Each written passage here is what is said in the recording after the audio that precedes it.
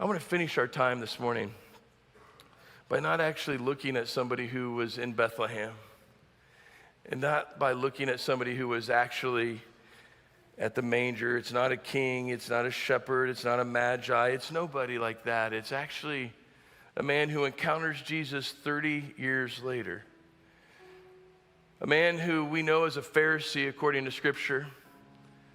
He has 3 encounters with Jesus in John chapter 3, John chapter 7, and John chapter 19. And his name is Nicodemus. In John chapter 3, Nicodemus has this encounter. We find it in verse 2 where it says he came to Jesus at night. He came to Jesus when? And said, "Rabbi, we know that you are a teacher who has come from God, for no one could perform the signs you are doing if God were not with him." What's interesting to me right here is that, one, his first encounter is under the cover of darkness because he's a religious man. He's a Pharisee, didn't want anybody else to know. But he's curious about Jesus. He's seeing some signs, he's seeing the miracles. There's something about Jesus that's drawing him in. There's something different about him.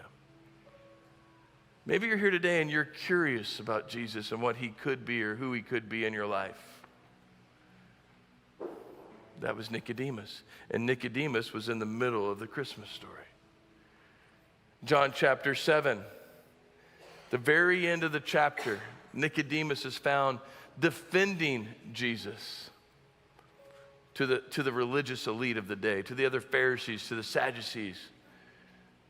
And he challenges them. He actually challenges the religious people to go to the Scriptures. He says, man, why don't you go to the Scriptures and understand this?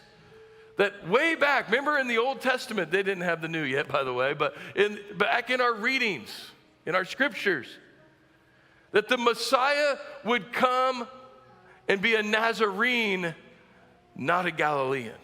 Remember I told you that at the beginning? We're going to tie that a bow on that real quick.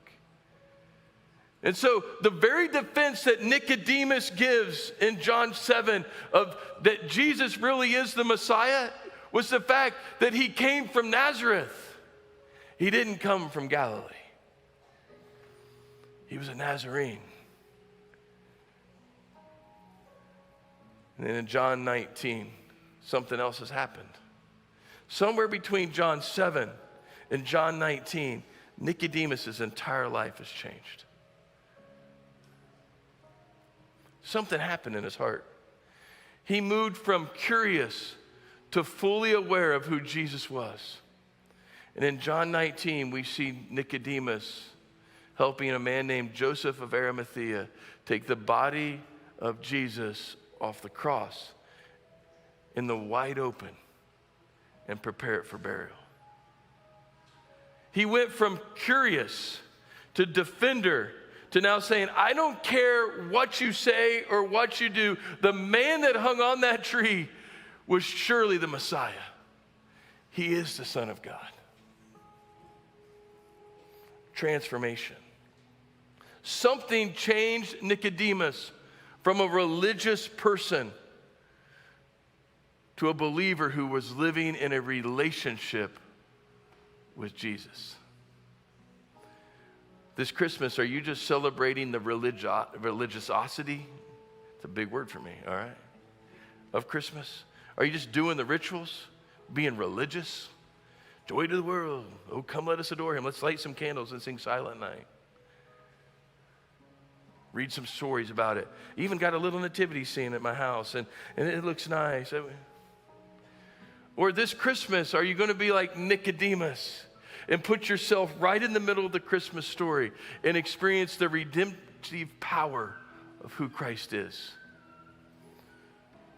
Because that's what he did. Nicodemus, between John 3, John 7, and John 19, experienced the power of Christmas. So how does that apply to us today? Well, my question is how will you respond to that message? How will you respond to the fact that you've just been reading a story about Christmas, but in reality, you're supposed to be dead in the middle of Christmas?